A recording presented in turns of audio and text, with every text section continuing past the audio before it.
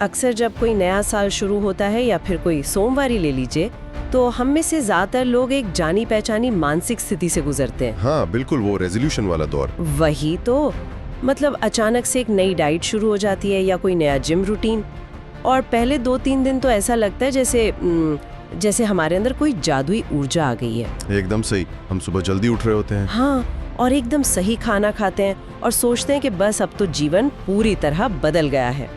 लेकिन फिर हफ्ता खत्म होते होते वो जादुई ऊर्जा न जाने कहाँ गायब हो जाती है। वो ठंडी सुबह या काम का तनाव भारी पड़ने लगता है। बिल्कुल, मौसम थोड़ा सर्द लगा या ऑफिस में काम ज्यादा हो गया तो अचानक वो जिम का अलार्म बंद कर दिया जाता है और धीरे धीरे एक चीट डे पूरे हफ्ते के आलस में बदल जाता है। और फिर एक बार हम वही पहुंच जाते हैं जहाँ से शुरुआत की थी। तो ठीक है, आइए इसे समझते हैं कि ऐसा क्यों होता है। देखिए, ये एक ऐसी कहानी है जो लगभग हर इंसान ने अपने जीवन में कभी न कभी जी है। हाँ बिल्कुल जी है। और दिलचस्प बात यह है कि जब ऐसा होता है तो हम तुरंत खुद को दोषी ठहराने लगते हैं। हमें लगता है कि हमारी इच्छा शक्ति कमजोर है या हमारे अंदर ही कोई बुनियादी खोट है। हाँ, हम खुद से कहते हैं कि मुझ में तो डिसिप्लिन ही नहीं है। बिल्कुल। लेकिन आज की इस गहन चर्चा में जो रिसर्च और डेटा हम खंगाल रहे हैं वो एक बिल्कुल अलग ही कहानी बयां कर रहा है। आज का हमारा मिशन ये समझना है कि हम अक्सर जानते हैं कि हमें क्या करना है। हाँ। सेहत के लिए क्या सही है, करियर के लिए क्या सही है, वही तो। फिर भी हम वो काम क्यों नहीं कर पाते। हम प्रेरणा यानी मोटिवेशन और निरंतरता यानी कंसिस्टेंसी के बीच की उस लड़ाई को डिकोड करेंगे जो हमें बार बार रोकती है। ये बहुत अहम विषय है। तो आइए इसे गहराई से समझते हैं। सबसे पहला और शायद सबसे चौंकाने वाला तथ्य जो इन नोट से निकल कर आता है वो ये है कि हम गलत ईंधन का इस्तेमाल कर रहे हैं। बिल्कुल, हम मोटिवेशन पे दांव लगा रहे हैं। हाँ, जबकि हमें आदतों पे दांव लगाना चाहिए। और ये समझना बहुत जरूरी है कि ऐसा क्यों है। देखिए, अगर हम जीव विज्ञान और हमारी जो इवोल्यूशनरी हिस्ट्री है ना, विकासवाद, उसके नजरिए से देखें तो हमारा दिमाग लंबी अवधि के लक्ष्यों के लिए डिजाइन ही नहीं हुआ है। अच्छा, लंबी अवधि के लिए नहीं बना है। जी नहीं। मोटिवेशन एक एड्रेनलिन स्पाइक की तरह है। जब आदि मानव को किसी शेर से बचना होता था या शिकार करना होता था, तब उसे अचानक से बहुत सारी ऊर्जा की जरूरत होती थी। ओह, तो मोटिवेशन वही ऊर्जा है। बिल्कुल, ये एक इमरजेंसी रिस्पॉन्स है। अब आप खुद सोचिए, आप अपने दिमाग को साल के 365 दिन हर सुबह एक इमरजेंसी स्टेट में तो नहीं रख सकते ना। हाँ वो तो है, दिमाग थक जाएगा। वही, दिमाग का मुख्य काम ऊर्जा को बचाना है, उसे बेमतलब खर्च करना नहीं। यहाँ बात सच में बहुत दिलचस्प हो जाती है। अगर हम इसे एक उपमा से समझें तो क्या प्रेरणा एक गाड़ी के सेल्फ स्टार्टर की तरह नहीं है? हाँ, सेल्फ स्टार्टर। और आदत उस गाड़ी के इंजन की तरह है। मतलब स्टार्टर का काम केवल एक चिंगारी देना है ताकि इंजन चालू हो सके। यहाँ दिलचस्प बात यह है कि आप स्टार्टर की मोटर पर पूरी जर्नी तय नहीं कर सकते। वही तो, बैटरी तुरंत जल जाएगी। और जब हम केवल मोटिवेशन के भरोसे रहते हैं तो हम रोज सुबह उस स्टार्टर को घुमाकर गाड़ी चलाने की कोशिश कर रहे होते हैं। और जाहिर है, कुछ ही दिनों में हमारा दिमाग बर्नआउट का शिकार हो जाता है। ये उपमा बिल्कुल सटीक है। और ये उस न्यूरोबायोलॉजिकल सच को भी दर्शाती है जो हमारे व्यवहार को कंट्रोल करता है। देखिए, जो लोग अत्यधिक निरंतर या कंसिस्टेंट होते हैं, उनका रहस्य ये नहीं है कि वे रोज बहुत ज्यादा प्रेरित महसूस करते हैं। तो वो रोज मोटिवेटेड नहीं होते? बिल्कुल नहीं। वास्तव में अगर किसी सफल एथलीट या लेखक से बात की जाए तो वे बताएंगे कि ज्यादातर दिन उन्हें अपना काम करना उबाऊ ही लगता है। अच्छा। उनका रहस्य केवल एक बेसलाइन प्रेजेंस है।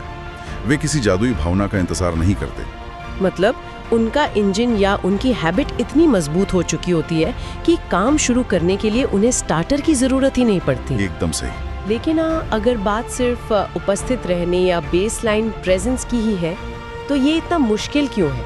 मेरा मतलब है, अगर मुझे पता है कि मुझे बस जिम जाना है, चाहे मैं वहाँ जाकर सिर्फ 15 मिनट ही ट्रेडमिल पर चलूं, तो भी मैं अक्सर घर पर सोफे पर बैठना क्यों चुनती हूँ? क्योंकि यहाँ एक बहुत बड़ी मनोवैज्ञानिक बाधा आ जाती है। हाँ, रिसर्च भी इसी की ओर इशारा करती है, जिसे हम अक्सर एक खूबी मानते हैं ना, और वो है परफेक्शनिज्म। बिल्कुल, हम परफेक्शनिज्म को एक बैज ऑफ ऑनर की तरह पहनते हैं। लोग अक्सर कहते हैं कि मैं कोई काम करता हूँ तो पूरी तरह से करता हूँ, वरना नहीं करता हूँ। हाँ, ये तो बहुत सुना है। ये जो सब कुछ या कुछ नहीं वाली मानसिकता है ना, यही निरंतरता की सबसे बड़ी दुश्मन है। जब हम कोई नया रूटीन शुरू करते हैं तो हम दिमाग में एक आदर्श चित्र बना लेते हैं कि ये कैसा दिखना चाहिए। हाँ, हम सोचते हैं कि मैं रोज सुबह 5 बजे उठूंगा, 1 घंटा योगा करूंगा और फिर ग्रीन टी पीऊंगा। और फिर किसी दिन हमारी नींद 6 बजे खुलती है। ठीक कहा। और जैसे ही नींद 6 बजे खुलती है, हमारा दिमाग कहता है कि अब तो 5 बजे वाला रूटीन टूट गया, आज का दिन तो खराब हो ही गया है, तो छोड़ो, आज रहने देते हैं। ये परफेक्शनिज्म दरअसल ऊंचे मानकों के बारे में है ही नहीं। ये असफलता से बचने का एक मनोवैज्ञानिक सुरक्षा कवच है, एक डिफेंस मैकेनिज्म। 1 मिनट, मैं यहाँ थोड़ी देर रुकना चाहूंगी। ये विचार बहुत गहरा है। क्या आप ये कह रहे हैं कि हम खुद को बचाने के लिए परफेक्शनिज्म का नाटक करते हैं? ये कैसे काम करता है? देखिए, अगर आप कोई काम करते हैं और उसमें असफल हो जाते हैं तो आपके अहंकार यानी ईगो को ठेस पहुंचती है। हाँ, वो तो है। लेकिन अगर आप खुद से ये कहें कि मैंने तो काम शुरू ही नहीं किया क्योंकि आज परिस्थितियां परफेक्ट नहीं थी, तो आपकी ईगो सुरक्षित रहती है। ओह वाह! दिमाग एक असंभव मानक तय कर लेता है ताकि जब वो काम ना हो तो हमारे पास एक बहुत ही तार्किक और सुरक्षित बहाना हो। हम अपनी ही बनाई हुई परफेक्शन की दीवार के पीछे छुपकर अपने आलस को सही ठहराते हैं। ये तो सच में आंखें खोलने वाला है। इसका मतलब है कि परफेक्शनिज्म कोई खूबी नहीं बल्कि डर का एक रूप है। लेकिन मैं इस पे थोड़ा विरोध भी जताना चाहूंगी। जी बिल्कुल, बताइए। मतलब अगर कोई सर्जन एक जटिल ब्रेन सर्जरी कर रहा है तो क्या हम नहीं चाहेंगे कि वो 100% परफेक्ट हो? हम ये तो नहीं कह सकते ना कि आज सर्जन साहब का मूड नहीं है तो वो बस आधा अधूरा काम करके आ जाएंगे। हाँ, ये बात तो है। तो ऊंची दाव वाले प्रोफेशन में तो परफेक्शनिज्म बहुत जरूरी है ना? मतलब क्या हमें खराब काम करने की आदत डाल लेनी चाहिए? ये तो वैसे ही हुआ कि गाड़ी का एक टायर पंचर हो जाए तो हम गुस्से में बाकी 3 टायर भी फाड़ दें। ये एक बहुत ही शानदार सवाल उठाता है और यहीं पर हमें 2 अलग-अलग चीजों के बीच फर्क समझना होगा। एक है सीखी हुई कला का प्रदर्शन और दूसरा है एक नई आदत का निर्माण। अच्छा, प्रदर्शन और निर्माण। हाँ, जब कोई सर्जन ऑपरेशन थिएटर में होता है तो वो एक नई आदत नहीं बना रहा होता है, वो दशकों की प्रैक्टिस के बाद उस कौशल का प्रदर्शन कर रहा होता है। वहाँ परफेक्शन जरूरी है। बिल्कुल। लेकिन जब हम कोई नई चीज सीख रहे होते हैं या कोई नया रूटीन बना रहे होते हैं, तब परफेक्शन की मांग करना वैसा ही है जैसे एक छोटे बच्चे से ये उम्मीद करना कि वो पहली बार में ही बिना गिरे दौड़ना सीख जाए। सही बात है। आदत बनाने के शुरुआती चरण में क्वांटिटी यानी मात्रा और दोहराव क्वालिटी से कहीं ज्यादा महत्वपूर्ण होते हैं। तो इसका मतलब है कि शुरुआत में खराब काम करना या आधा अधूरा काम करना कुछ भी ना करने से बहुत बेहतर है। बिल्कुल बेहतर है। ये मुझे स्टॉक मार्केट के उस सिद्धांत की याद दिलाता है जहां टाइम इन द मार्केट ज्यादा जरूरी होता है। एक समझदार इन्वेस्टर अगर देखता है कि आज मार्केट क्रैश हो गया है तो घबराकर अपना सारा पोर्टफोलियो नहीं बेच देता। हाँ, वो उस खराब दिन को बर्दाश्त करता है क्योंकि उसे पता है कि लंबी अवधि का ग्राफ ऊपर ही जाएगा। लेकिन जब बात हमारी आदतों की आती है तो हम डे ट्रेडर बन जाते हैं। एकदम सही। एक दिन डाइट खराब हुई और हम तुरंत अपना पूरा पोर्टफोलियो बेच देते हैं। हम उस प्रक्रिया में टिके ही नहीं रहते। और इसीलिए आज का हमारा रिसर्च मटेरियल इस स्टार्ट स्टॉप के चक्र को तोड़ने के लिए 5 बहुत ही स्पष्ट और प्रमाणित कदम बताता है। तो वो 5 कदम क्या है? सबसे पहला कदम है शुरुआत इतनी छोटी करें कि वो हास्यास्पद लगे। केवल 10 से 15 मिनट। हास्यास्पद। ये शब्द मुझे पसंद आया। मतलब अगर मुझे एक किताब लिखनी है तो मैं खुद से कहूँ कि मैं रोज सिर्फ 1 पैराग्राफ लिखूंगी। हाँ बिल्कुल। लेकिन क्या इतने छोटे कदम से वास्तव में कोई बड़ा परिणाम मिल सकता है? मुझे ऐसा लगता है कि 10 मिनट के वर्कआउट से शरीर में कोई खास बदलाव नहीं आएगा। शारीरिक रूप से शायद तुरंत ना आए, लेकिन न्यूरोलॉजिकल रूप से यानी दिमागी स्तर पर इसके बड़े बदलाव होते हैं। वो कैसे? हमारे दिमाग में एक हिस्सा होता है जिसे अमिगडाला कहते हैं। ये खतरे को भांपने वाला अलार्म सिस्टम है। अच्छा। हाँ, जब आप खुद से कहते हैं कि मुझे 2 घंटे पसीना बहाना है तो अमिगडाला इसे शरीर की ऊर्जा पर एक बड़े खतरे के रूप में देखता है। ओह, और फिर वो प्रतिरोध पैदा करता है। बिल्कुल, आप थकान महसूस करने लगते हैं, बहाने दिमाग में आने लगते हैं। लेकिन जब आप कहते हैं कि मुझे सिर्फ 10 मिनट स्ट्रेचिंग करनी है तो ये काम अमिगडाला के राडार के नीचे से निकल जाता है। दिमाग का अलार्म नहीं बजता। ओहो, तो हम असल में अपने ही दिमाग के अलार्म सिस्टम को हैक कर रहे हैं। हम उसे बता रहे हैं कि कोई बड़ा खतरा नहीं है, बस 10 मिनट की बात है। सही कहा।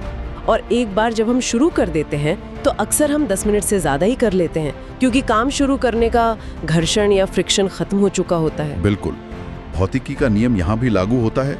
रुकी हुई चीज को धकेलने में ज्यादा ताकत लगती है, लेकिन एक बार जब वो लुढ़कने लगती है तो उसे चालू रखना आसान होता है। ये तो बहुत तार्किक है। इसके बाद हमारा स्रोत दूसरा कदम सुझाता है रोज का एक तय समय और रूटीन बनाना। ये मुझे निर्णय लेने की थकावट या कॉग्निटिव लोड से जुड़ा हुआ लगता है।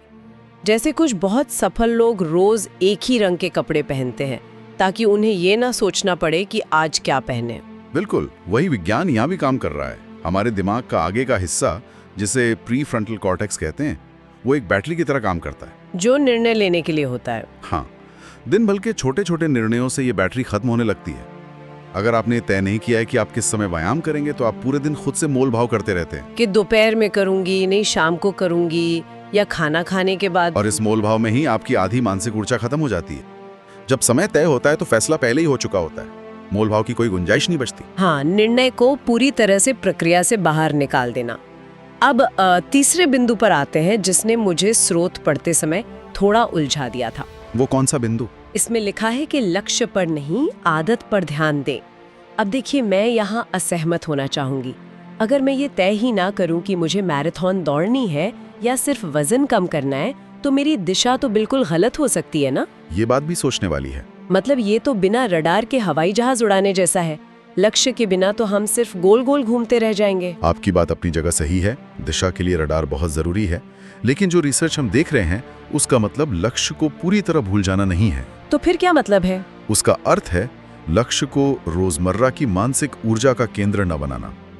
एक बार जब हवाई जहाज ने दिशा तय कर ली तो पायलट बार बार रडार नहीं देखता, उसका पूरा ध्यान सामने के कंट्रोल्स पर होता है। अच्छा, तो सिस्टम और आउटकम का फर्क। ठीक वही, लक्ष्य आपको दिशा देता है, लेकिन आदत वो सिस्टम है जो आपको वहां तक ले जाता है। जब आप सिर्फ लक्ष्य पर ध्यान देते हैं तो आप खुद को एक निरंतर विफलता की स्थिति में रखते हैं।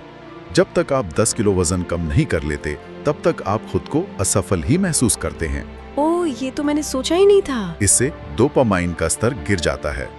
डोपामाइन हमारे दिमाग का वो रसायन है जो हमें आगे बढ़ने के लिए प्रेरित करता है।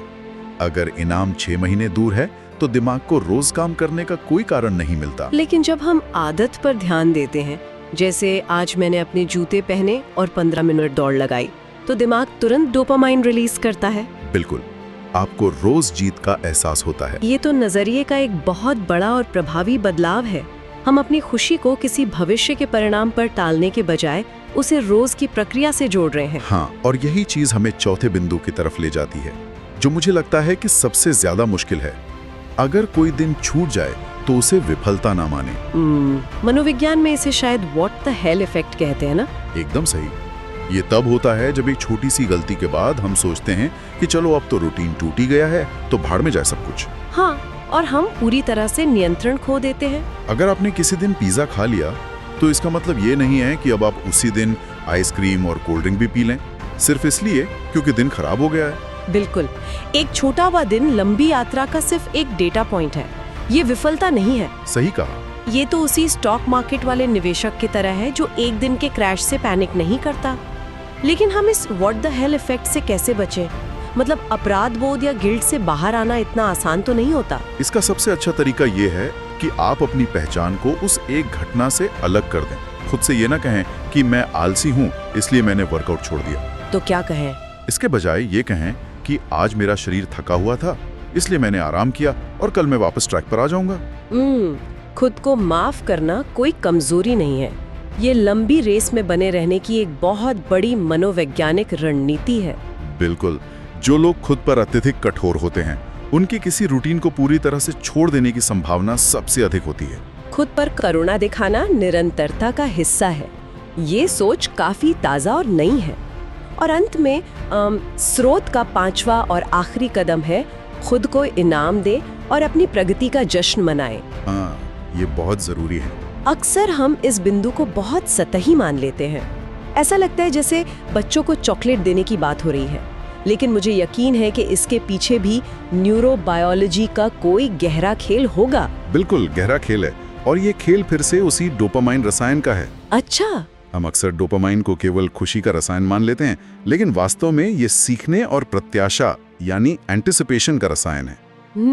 ये हमारे दिमाग को बताता है कि ये काम करने से अच्छा महसूस हुआ था, इसे दोबारा करो। ओ, तो जब आप 15 मिनट काम करने के बाद खुद की पीठ थपथपाते हैं या कोई छोटा सा इनाम देते हैं तो आप अपनी न्यूरल पाथवे को मजबूत कर रहे होते हैं। एकदम सही। आपका दिमाग उस आदत और उस अच्छे एहसास के बीच एक गहरा तार जोड़ लेता है। इसका मतलब है कि हम जानबूझकर अपने दिमाग को ट्रेनिंग दे रहे हैं कि वो अगली बार के लिए खुद ही मोटिवेशन पैदा करे। हाँ। और इनाम का मतलब हमेशा कोई बड़ी चीज नहीं होता।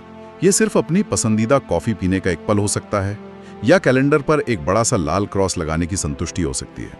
वो लाल क्रॉस देखना भी दिमाग के लिए एक रिवॉर्ड है। बिल्कुल, वो दृश्य प्रमाण या विजुअल प्रूफ कि आपने कुछ किया है एक बहुत शक्तिशाली इनाम है। तो अगर हम इस पूरी विस्तृत चर्चा के धागों को एक साथ समेटें तो जो तस्वीर उभर कर आती है वो बहुत ही स्पष्ट और सुकून देने वाली है। हमें परफेक्ट नहीं बनना है। हाँ, परफेक्ट नहीं बनना है, नियमित बनना है। हमें रोज अत्यधिक प्रेरित होने की जरूरत नहीं है। हमें बस अपने दिमाग के अमिगडाला को शांत रखते हुए छोटे कदम उठाने हैं, निर्णय की थकावट को कम करने के लिए समय तय करना है और लक्ष्य की बजाय रोज के सिस्टम पर ध्यान देना है। और सबसे महत्वपूर्ण बात, गिरने पर खुद को कोसने की बजाय चुपचाप वापस अपनी आदत के इंजन को चालू कर देना है। बिल्कुल। और ये बात किसी एक क्षेत्र तक सीमित नहीं है। आज की हमारी रिसर्च का ये सबसे सुंदर पहलू है। हाँ। चाहे आप कोई नया व्यवसाय शुरू कर रहे हो, कोई नई भाषा सीख रहे हो या फिर अपने स्वास्थ्य को सुधारने की कोशिश कर रहे हो, ये विज्ञान हर जगह समान रूप से लागू होता है। एकदम सही। सूचनाओं की कोई कमी नहीं है इस दुनिया में। हर दिन कोई नई डाइट या नया फॉर्मूला आता है, लेकिन अगर निरंतरता का वो बुनियादी इंजन नहीं चल रहा है तो कोई भी फॉर्मूला काम नहीं करेगा। वही तो, कंसिस्टेंसी ही वो असली सुपर पावर है जो समय की ताकत को आपके पक्ष में मोड़ देती है। समय की ताकत। बिल्कुल। छोटे छोटे काम जब समय के साथ कंपाउंड होते हैं तो उनके परिणाम कल्पना से परे होते हैं। हाँ, ये तो सच है। लेकिन इस पूरी चर्चा को खंगालने के बाद मेरे दिमाग में एक बहुत ही अलग और थोड़ा परेशान करने वाला विचार आकार ले रहा है। अच्छा, हो क्या? हमने ये तो मान लिया कि निरंतरता एक सुपर पावर है। हमने ये भी समझ लिया कि कैसे छोटे छोटे कामों को रोज दोहराने से न्यूरल पाथवे मजबूत होते हैं और बहुत बड़े परिणाम मिलते हैं। लेकिन क्या हम इसका दूसरा पहलू देख रहे हैं? दूसरा पहलू? हाँ। अगर निरंतरता केवल छोटे छोटे कामों को रोज दोहराने का ही नाम है तो क्या होगा अगर हम रोज अनजाने में कुछ गलत छोटे काम निरंतरता से कर रहे हों? ये तो बहुत ही दिलचस्प नजरिया है ना? हम सोचते हैं कि हम निरंतर नहीं हैं, लेकिन शायद हम शिकायत करने में बहुत निरंतर हैं। हाँ, या रोज रात को सोने से पहले फोन स्क्रीन से स्क्रॉल करने में। बिल्कुल। या शायद हम खुद से ये कहने में बहुत निरंतर हैं कि मैं ये नहीं कर सकती। सही बात है। अगर आदतें केवल हमारे रोजमर्रा के दोहराव का परिणाम है तो हमारी बुरी आदतें इस बात का चीख चीख कर सबूत दे रही हैं कि हम पहले से ही निरंतरता के मास्टर हैं। हमें निरंतरता सीखनी नहीं है, वो हमारे अंदर मौजूद है, बस उसका रुख गलत दिशा में है। ये एक ऐसा विचार है जिस पर बहुत गहराई से आत्ममंथन करने की जरूरत है। सच में, क्या हम अपनी सुपर पावर का इस्तेमाल अनजाने में खुद के खिलाफ तो नहीं कर रहे? सोचने वाली बात है ना? आज की इस गहरी चर्चा में बस इतना ही। फिर मिलेंगे किसी और नए और दिलचस्प विषय के साथ।